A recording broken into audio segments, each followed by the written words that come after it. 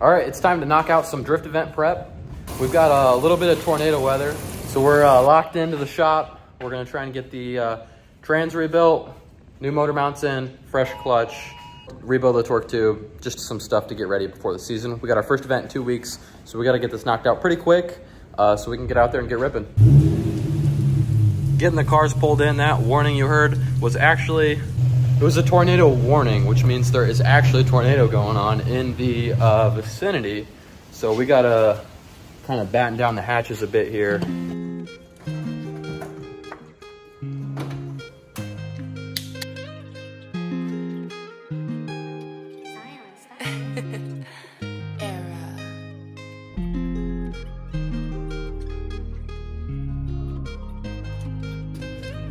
Definitely think the trans was not doing too hot by the looks of that.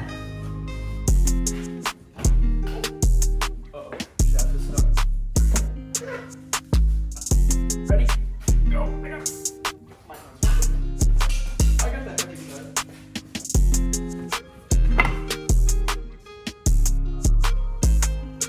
All right, first look, I think my diagnosis might be right. Second gear may have no teeth left.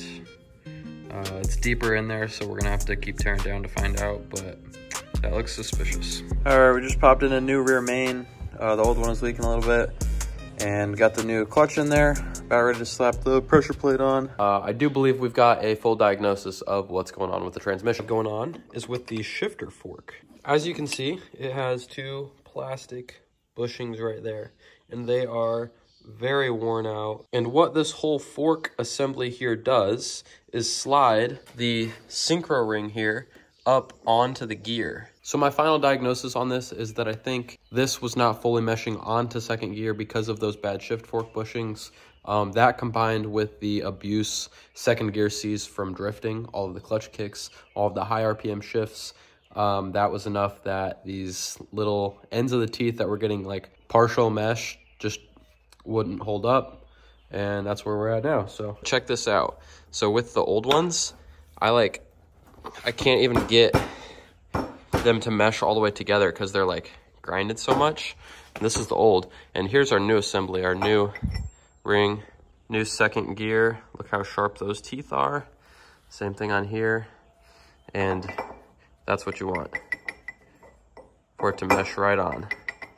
And then over here, can't go on at all because it's all grinded up. So makes me feel good that I'm like confident in the diagnosis and that we do have the parts to repair it. So thankfully we can throw everything back together. We have now 6 days before the event, so this car has to get put back together, and unfortunately I'm swamped with other work, so it sounds like Coleman and I are going to be doing this like last day, so we'll see how that all goes. All right, we just stacked on the new second gear. On top of that is all of the new synchro components, and then the new outer synchro ring, and then there's a snap ring that goes on top of that.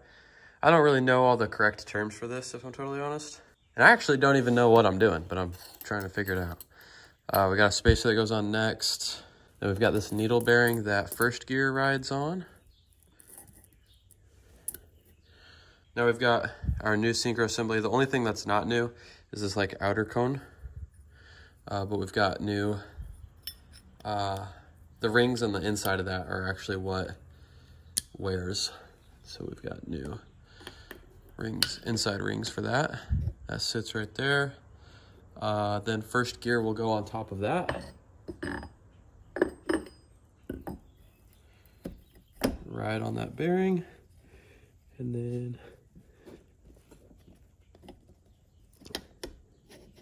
should sit like that. There it is.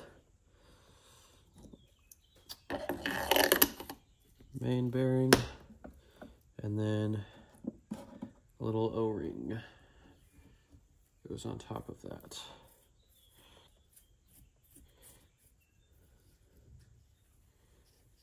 Okay, let's see. Spins freely. Put it in second.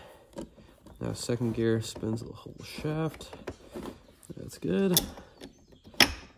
And first gear spins the whole shaft. All right, cool. That all looks good and right. I'm gonna roll with that. All right, check it out. less than 24 hours before this thing needs to be back on the road and on the way to the drift event. The final thing I was waiting on, the snap rings are in, so we can start building out this trans case. And then we also need new plug wires. They're supposed to come in today. It's already like 3 p.m. and they're not here yet. And then I'm gonna have to go get fluids for the car as well. We're supposed to head out tomorrow morning and the car is still so apart. I'm trying to finish up a couple orders I have right now to send out before the end of the week. So like, that's why I haven't even touched the car yet today. It's gonna be last minute, always is.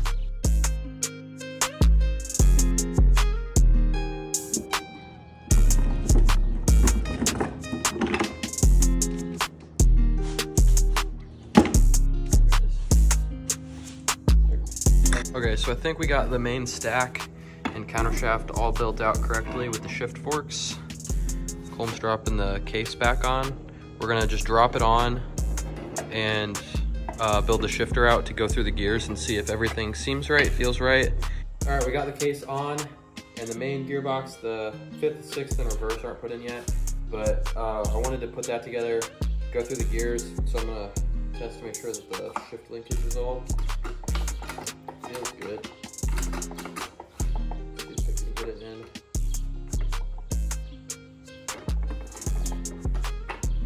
First, second. Neutral. Third. Fourth. And that's all the gears that we have in there right now, so I think that's all feeling good, which means I think we're ready to pull the case off, RTV that, and then close it up for good, and then we'll build the back half out.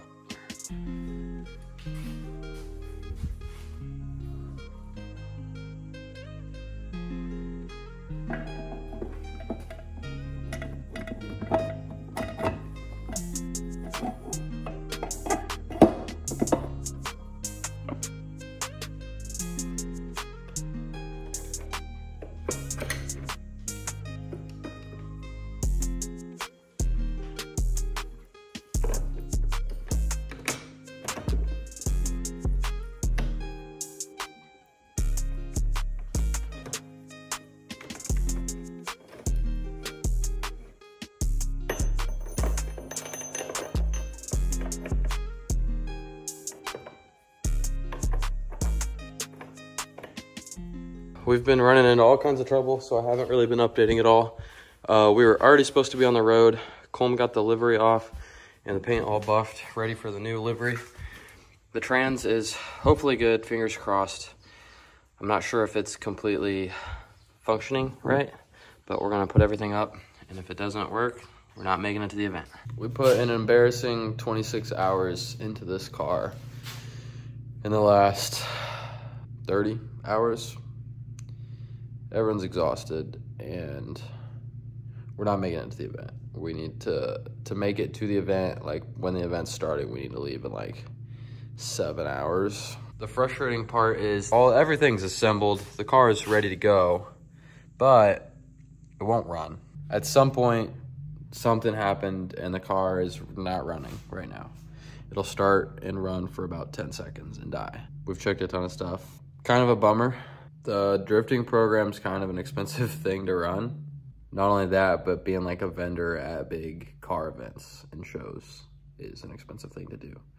And we committed to this event, so that's a bumski. I guess I'll catch back up to this whenever I start working on the car again. I have no idea when that's gonna be, but yeah, defeated. All right, I don't remember where we left off with the Corvette, but the trans is in. I've tested it. I know the trans is working. Right now I'm battling misfires. My intake air is reading negative 38 degrees, so I think I need a new IAT sensor. All right, after looking everything over, I found that there's actually a break in the wire for the intake air temperature sensor. I patched that and the connector was still being finicky, so I've got just the 2 pins plugged directly into the sensor, and I tested it to make sure that it was reading accurate temperatures. It is. I have a new pigtail on the way, but until that's here, this will suffice for testing. In addition to that, I also found that the upstream O2 sensors were actually flip-flopped. that'll definitely cause issues in closed loop fueling, which is when I was having most of my issues. Since they're flip-flopped, it sees bank 1 and bank 2 backwards, the PCM does. And so if bank 1 goes lean, it'll add fuel to bank 1. It thought it was seeing bank 1, it was actually seeing bank 2. So it's adding fuel to bank 1 when bank 2 is the one that's lean, and vice versa. So that's gonna cause it to not run right at all. With that all sorted, there's one other thing going on. The PCM was not sending a trigger to the relay to turn the fuel pump on. And while we were reassembling everything after we had the whole drivetrain out, there's a ground. I don't know if I'm gonna be able to get you guys a look at it. There's a ground down here near the oil temperature sensor. And while we had everything apart, we saw that it was actually off. So we put that back on. I was like, let's get this back to as close to how the car was previously when it was running. So we took that ground back off and now it's operating fine. So I don't know what that ground was doing. Honestly, maybe that ring terminal is not for a ground. I just kind of assumed it was. So for now it's off. I'm gonna see if I can figure out what that's for. But in the meantime, we're gonna go take the car out and test it to see if everything's running right. I suspect it'll all be good. We're gonna go ahead and get that tested out real quick. All right, everything's running good. Our intake air temp sensor is working so far. We're still in open loop fueling. We won't switch over till 16 seconds after we hit 167 degrees on the coolant temp. But right now everything's running good and right. I'm gonna continue to monitor it and we're gonna get this thing into closed loop to see if everything switches over just fine. All right, we got warmed up and we're in closed loop. It's not misfiring at all. I'm gonna put a little bit of load on the engine and see, just make sure it's all running good.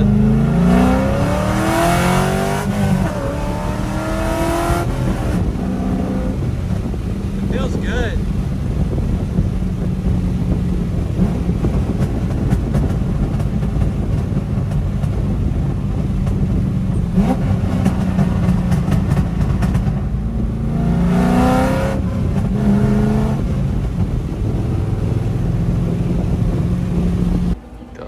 Dinner ready for us.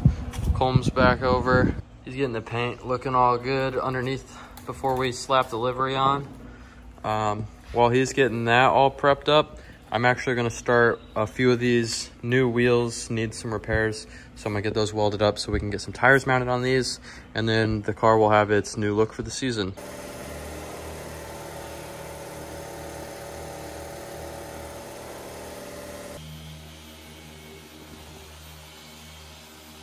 All right, still getting the welder dialed in. I'm definitely not a proficient aluminum welder, but we grinded that down, prepped it good, got good penetration. Gonna clean that up so that the tire can seat, and then that wheel is done. We got a couple other small spots to do. All right, the vet's on some new shoes. We are gonna go ahead and get some stuff loaded up to bring to Declan so he can transport it all to the event. And we're also gonna stop by one of this year's sponsors, Carlock Auto, and we're gonna get the Corvette's alignment dialed in. We had the subframe out, and it probably needs toe adjusted in the front. So we're gonna go ahead and double check all through alignment.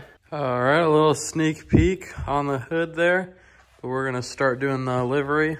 I didn't film, but we got over to Carlock Auto. We got our alignment dialed in, and Declan's got a lot of our stuff to take to the event now. Now we're just doing oil change, livery, and we'll be good to go.